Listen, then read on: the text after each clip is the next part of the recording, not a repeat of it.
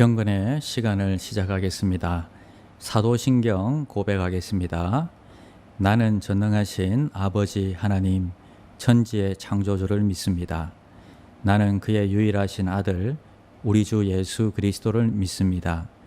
그는 성령으로 잉태되어 동정녀 마리아에게서 나시고 본디오 빌라도에게 고난을 받아 십자가에 못 박혀 죽으시고 장사된 지 사흘 만에 죽은 자 가운데서 다시 살아나셨으며 하늘에 오르시어 전능하신 아버지의 하나님 우편에 앉아 계시다가 거기로부터 살아있는 자와 죽은 자를 심판하러 오십니다.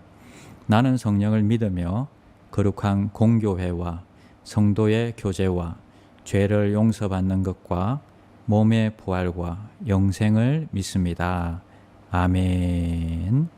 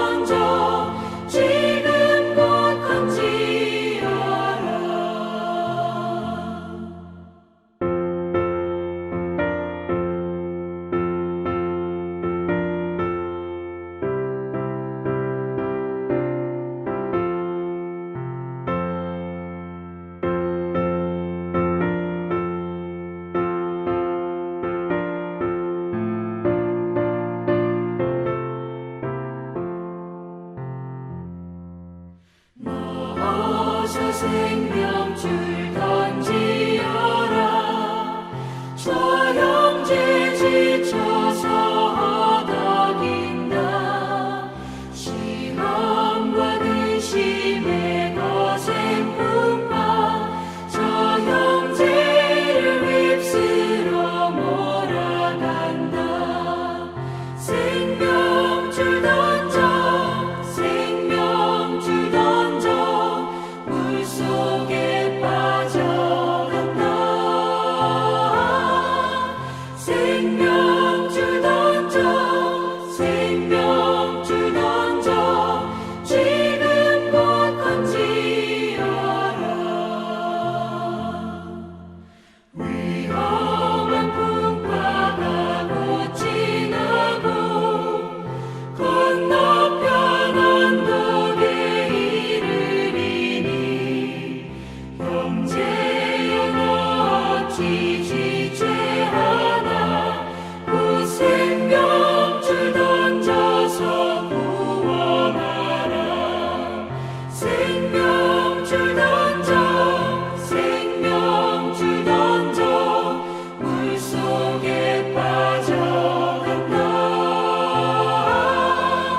생명 줄 던져, 생명 줄 던져,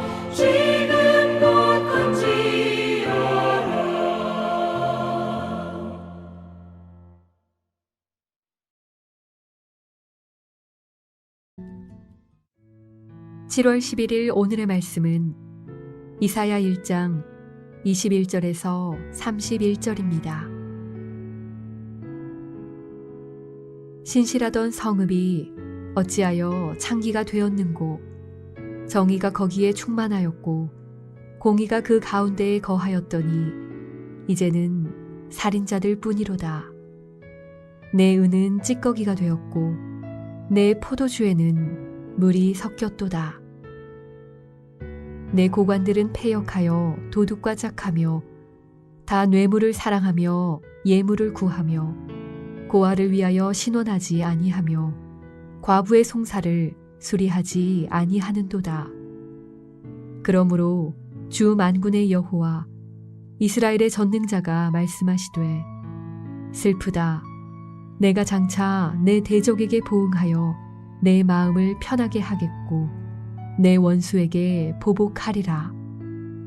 내가 또 내 손을 내게 돌려 내 찌꺼기를 잿물로 씻듯이 녹여 청결하게 하며 내 혼잣물을 다 제하여 버리고 내가 네 재판관들을 처음과 같이 내 모사들을 본래와 같이 회복할 것이라. 그리한 후에야 내가 의의 성읍이라 신실한 고을이라 불리리라 하셨나니, 시온은 정의로 구속함을 받고 그 돌아온 자들은 공의로 구속함을 받으리라. 그러나 패역한 자와 죄인은 함께 패망하고 여호와를 버린 자도 멸망할 것이라. 너희가 기뻐하던 상수리 나무로 말미암아 너희가 부끄러움을 당할 것이요 너희가 택한 동산으로 말미암아 수치를 당할 것이며, 너희는 잎사귀 마른 상수리 나무 같을 것이요 물 없는 동산 같으리니, 강한 자는 사모라기 같고 그의 행위는 불티 같아서 함께 탈 것이나 끌 사람이 없으리라.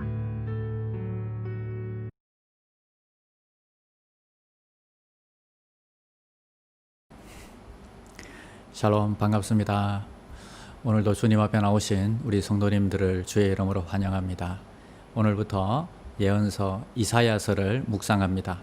이사야는 여호와는 구원이시다, 이런 뜻입니다. 신약 성경에서 가장 많이 인용된 책이 이사야서입니다. 총 66권으로 되어 있는데 전반부 39장, 후반부 27장으로 이렇게 나뉘어집니다.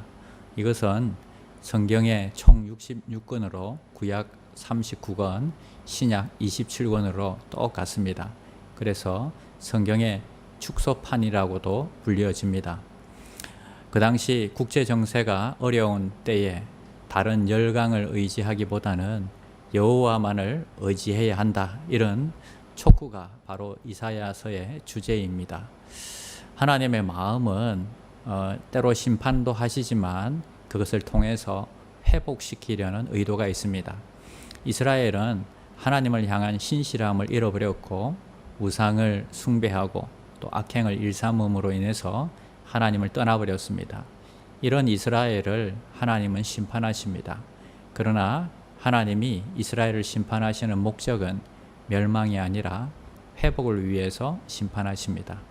오늘 본문 말씀을 통해서 하나님은 첫 번째 우리가 살펴볼 것은 어찌하여 이렇게 되었느냐, 하나님의 탄식입니다. 21절 말씀, 신실하던 성읍이 어찌하여 창기가 되었는고, 정의가 거기에 충만하였고 공의가 그 가운데 거하였더니 이제는 살인자들 뿐이로다.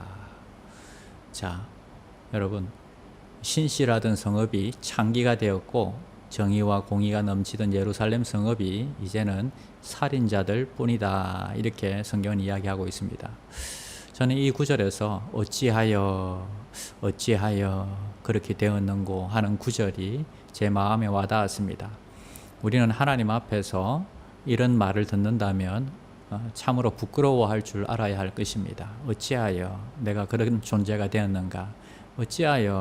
어찌하다가 이렇게 됐느냐? 정말 안타까워하시는 아버지 하나님의 마음을 우리가 읽어야 되는 것입니다.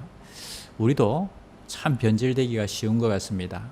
코로나 때문에 너희가 어찌하여 이렇게 되었는가? 어쩌면 주님께서 이렇게 한탄하실지 모르겠습니다. 사랑하는 여러분, 하나님이 나를 보시면서 오늘 어떤 마음으로 보실까요?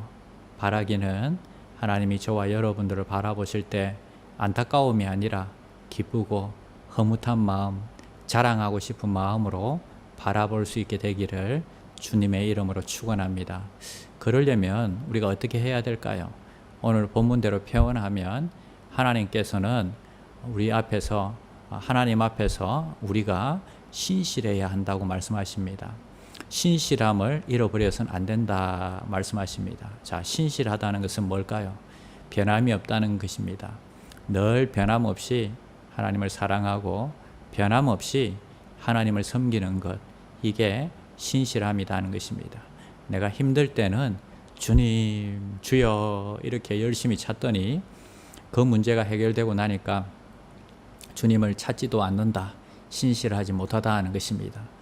처음에는 열심히 주의 몸된 교회를 섬기고 구전일을 마다하지 않더니 지금은 신실하지 못하다 하는 것이죠.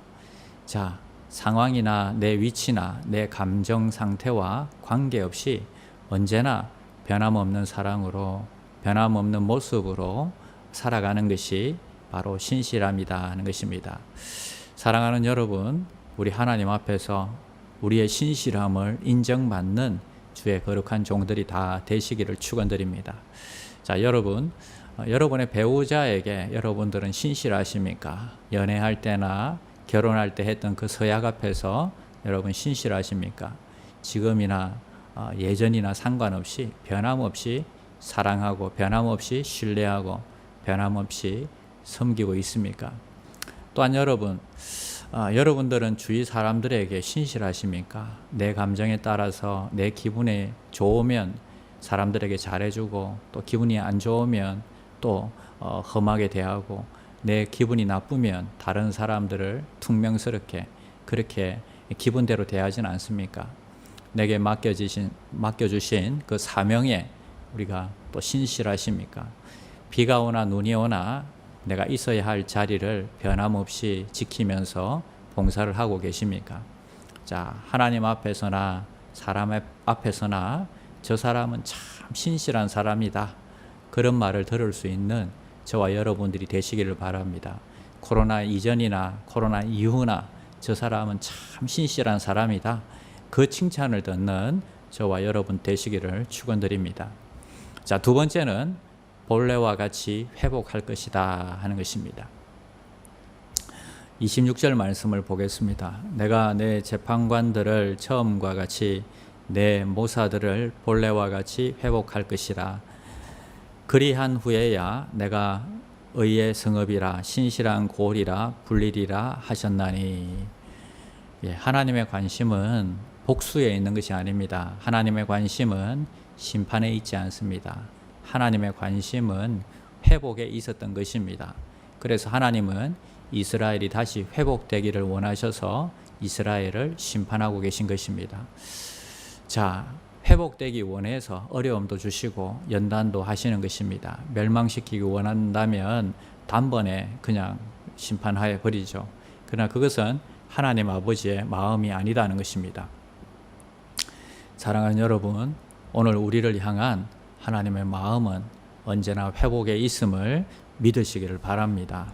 그래서 오늘 하나님이 나에게 회복하시기를 원하는 게 무엇이 있을까 한번 돌아보시기 바랍니다.